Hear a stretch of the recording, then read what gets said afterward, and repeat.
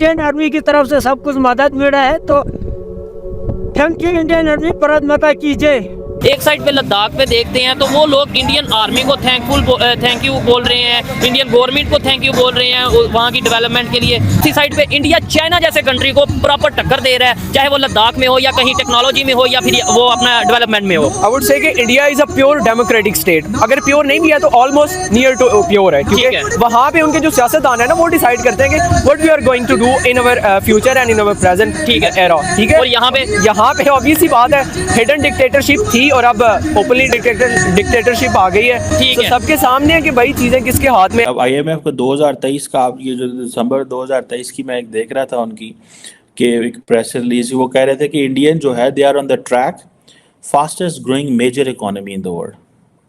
ठीक है जी, I don't think we should be scared of China. I think we should say, okay, global politics is a competitive game. You do your best, I will do my best. Not to complain that China is doing it. Answer is, okay, if you are doing it, let me do better than you. And I would urge you today. मैं पूछना चाहता हूं, has China learned it's lesson? आपको पता है जब से Covid हुआ है उसके बाद से चाइना अपने पैर पे खड़ा नहीं हो पा रहा है। एक मार भारत की, पूरे बॉर्डर की डिप्लॉयमेंट, मिरर डिप्लॉयमेंट। दूसरी मार ताइवान की, ताइवान ने इलेक्शन करवा लिया उसकी नाक के नीचे, और प्रेसिडेंट ऐसे बंदे को इलेक्ट करा है जो कि चाइना से नफरत करता है और चाइना उससे नफरत करता है। तीसरी चीज, अमेरिकन कंपनीज लाओ वापस, धीरे धीरे कंपनियों को बोलो निकालो। टाइम लगेगा, हो सकता है 10 साल लग जाएं, लेकिन अमेरिकन कंपनीज चाइना से बाहर आएंगी ही आएंगी। पिछले 1-1.5 साल में चाइना के स्टॉक मार्केट से $6 ट्रिलियन वाइप आउट हो गए। सोचिए जरा इसके बारे में।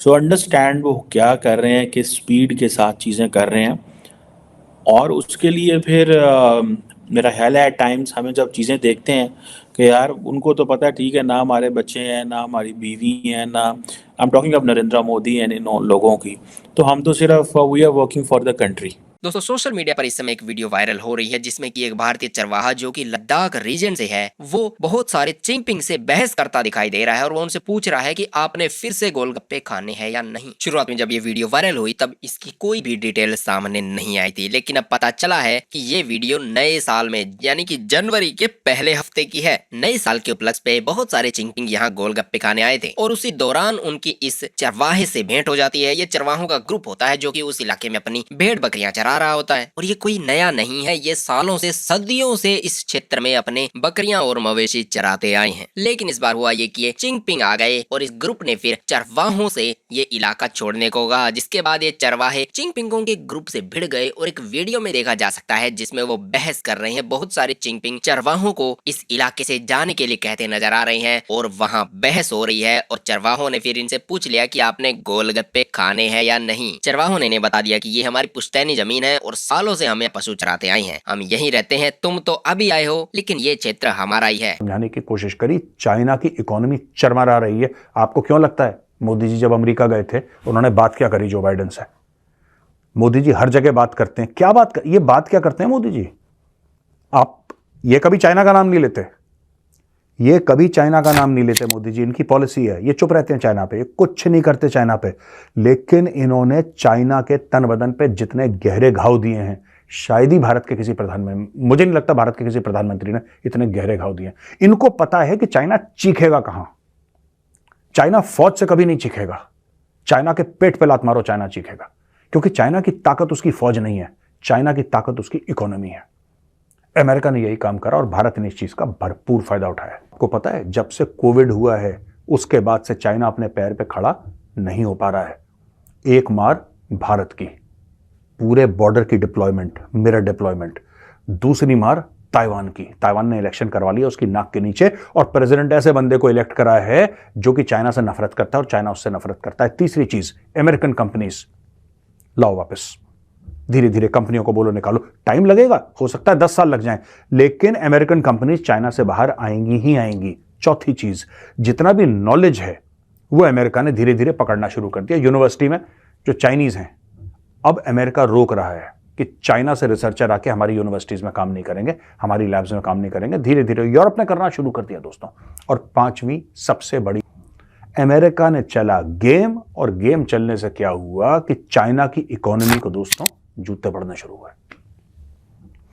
भारत का stock market, total stock market जो भारत का है दोस्तों, वो है 4.3 खरब 4.3 ट्रिलियन यूएस डॉलर्स का। 4.3 ट्रिलियन, आप फिगर याद करिएगा। पिछले 1-1.5 साल में चाइना के स्टॉक मार्केट से 6 ट्रिलियन डॉलर्स वाइप आउट हो गए। सोचिए जरा इसके बारे में। सो अंडरस्टैंड वो क्या कर रहे हैं, किस स्पीड के साथ चीज़ें कर रहे हैं, और उसके लिए फिर मेरा ख्याल है एट टाइम्स हमें जब चीज़ें देखते हैं कि यार उनको तो पता है ठीक है, ना हमारे बच्चे हैं, ना हमारी बीवी हैं, ना I am talking of Narendra Modi and इन लोगों की, तो हम तो सिर्फ we are working for the country.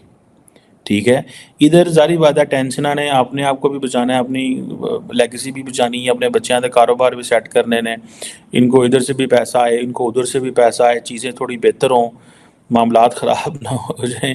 ठीक है ना, होता तो है, ये सारी बात है माँ बाप के लिए कि अपनी चीज़ें, सो ये चीज़ें वहाँ पे नहीं है। उनको एक जिसे वो कहते हैं ना और आज अब IMF को 2023 का, आप ये जो दिसंबर 2023 की मैं एक देख रहा था उनकी कि एक प्रेस रिलीज, वो कह रहे थे कि इंडियन जो है they are on the track fastest growing major economy in the world. ठीक है जी, मैक्रो इकोनॉमिक्स पॉलिसीज़ बड़ी अच्छी हैं। ठीक है जी, ग्लोबल हेडविंड्स को वो समझ रहे हैं, ग्लोबल ग्रोथ जो है वो स्लो डाउन हुई है, फ्रेगमेंटेशन हुई है, सारा कुछ हुआ है, लेकिन दे न्यू कि हमने क्या करना है। उनको इन चीज़ों का बड़े अच्छे से समझ आ कि हमने क्या करना है।